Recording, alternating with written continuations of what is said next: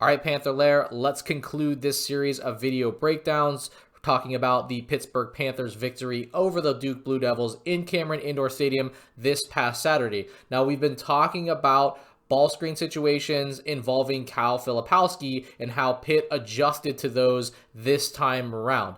Now, one of the things I thought they did that was probably the most effective strategy is something they did not use the first time these two teams met, and that was switching in ball screen situations involving Kyle Filipowski. Now, the Panthers were very particular about this. They did this with Zach Austin, and they did this with Ishmael Leggett, and I think it had a really big impact, and I do not think that Duke was prepared for it. Let's talk about it as we look at a couple sequences here.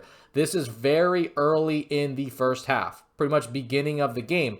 Now, I said Blake Hinson took Kyle Filipowski quite a bit, so that Federico and Guillermo Diaz-Graham could be down low. So this time they're going to be on Blake's, pretty much a non-offensive threat, and this is going to allow Federico to wall off Filipowski on any type of drive.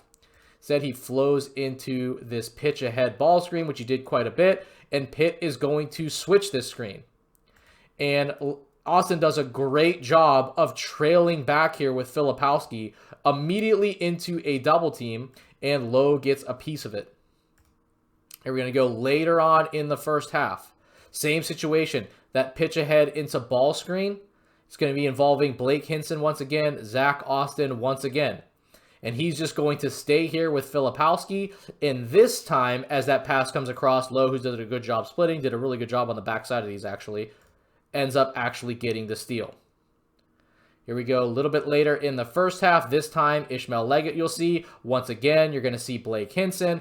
He's going to be up or flat with that screen. We just talked about it here. He's going to meet him. But instead of containing coming back, Leggett's going to just stay with Filipowski.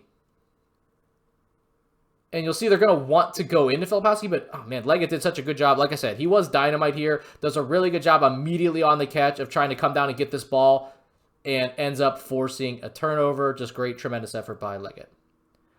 Here, end of the quarter, or end of the half, sorry.